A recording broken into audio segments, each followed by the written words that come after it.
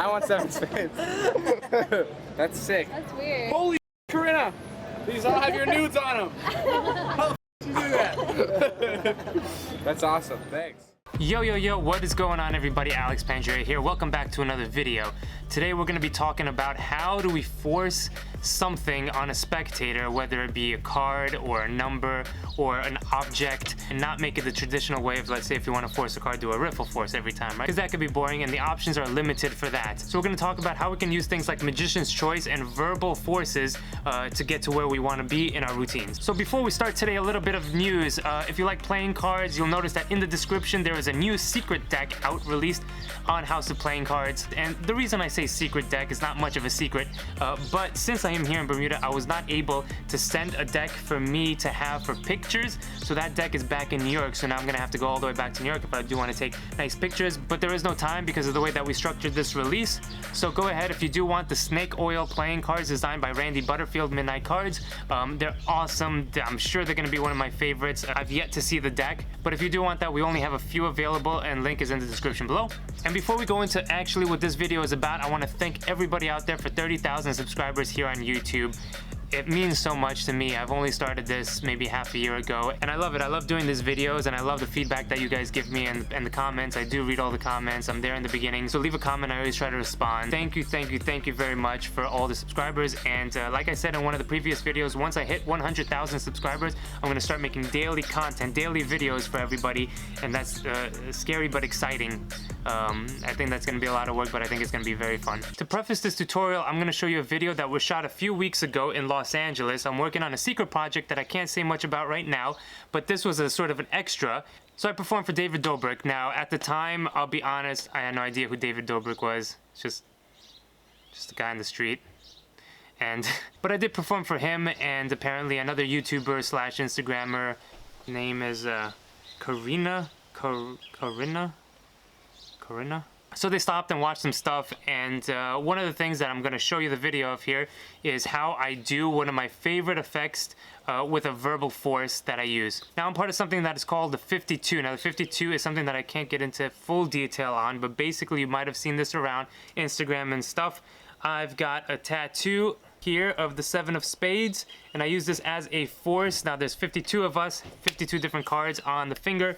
And I use this for a trick. I use this for a force, basically forcing the 7 of spades, and then it appears on my finger. Now, the easiest way to do this is obviously you force a card, here you go, and then it appears on the finger, but that's not very, it's not very good. That's just straightforward. You might as well just do any other reveal with that. For this, I use a verbal force. Now, the way that I do it is I force everything from the number to the color, to the suit, to the hand, to the finger, and then have them do it. So this is the full routine from start to finish performing for them. Let me see. All right, let me try. You know what?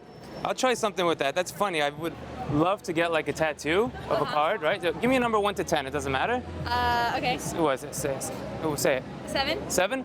We're gonna use our imagination. Hold the cards. Okay. There's black cards and red cards, right? I take out either the blacks or the reds. Which ones did I take out? Okay. Which ones? Black. Blacks.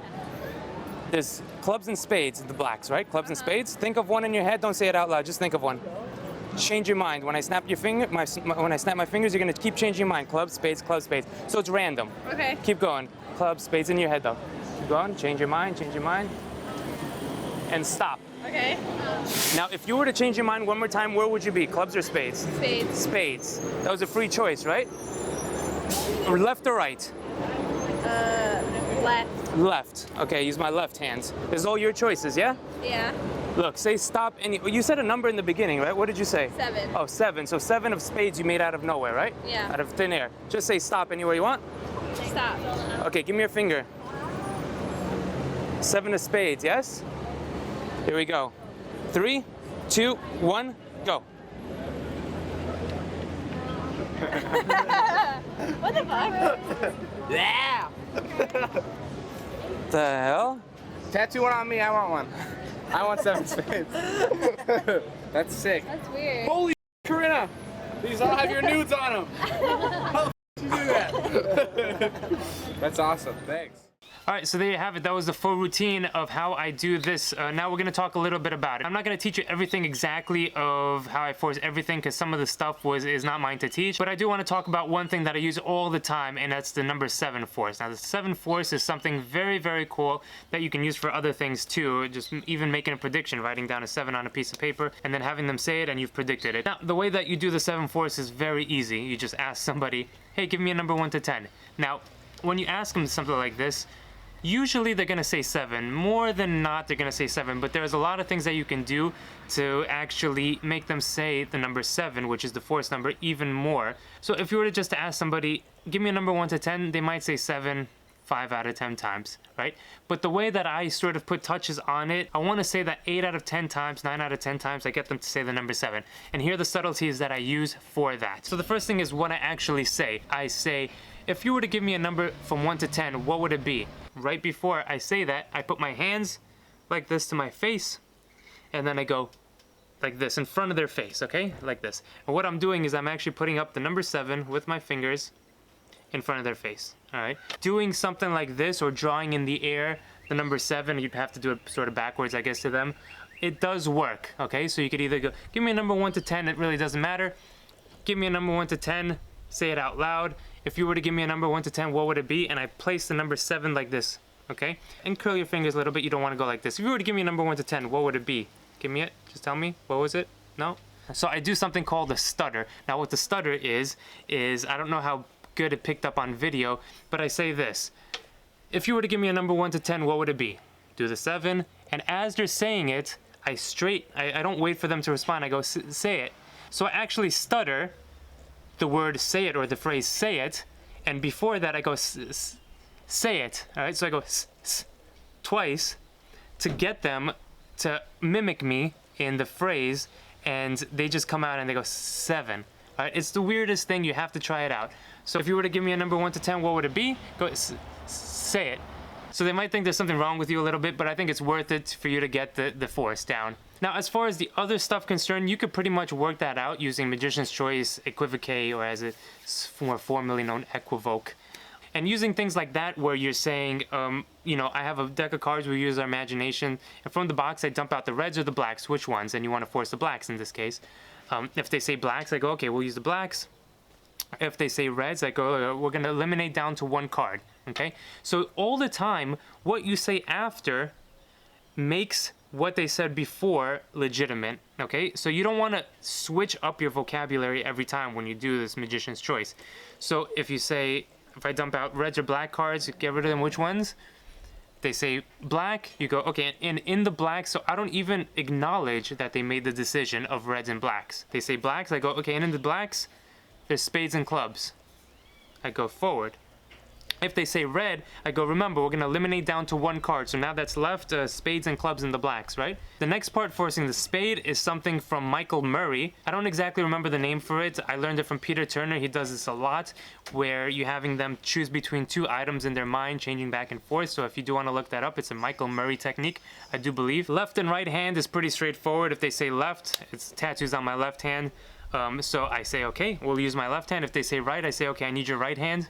And then the stop force with the finger is pretty straightforward. You just time it, okay? So you want to hold it a little bit further up. You don't want to do this. You want to hold it up further up so that even if they say stop here, you can move a little bit, right? So they say, just say stop anywhere, right? And it's always this timing. Say stop anywhere, and they go stop. Say stop anywhere, stop.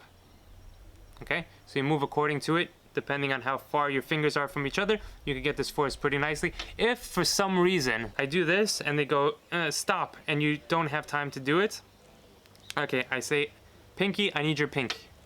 Goes off great. So one thing that I realize is that obviously not everyone's going to have a tattoo on their left middle finger to go from all the steps, from the number to the from the number to the color to the suit to the hand to the finger, okay? But there's other ways that you can do it for yourself. So for instance, let's say you put the 7 of spades, or I would go for the 7 of hearts. I have the tattoo of the 7 of spades, so I'm sort of stuck forcing it. So you're taking a card, let's say it's a 7 of hearts, and you put it in your pocket. Now I like the 7 of hearts better when I do a force with a card rather than a 7 of spades, is because a lot of times people will say, red more than they say black. So instead of having to eliminate, and all the time in Magician's Choice, it's always more awkward to be like, okay, we're eliminating that.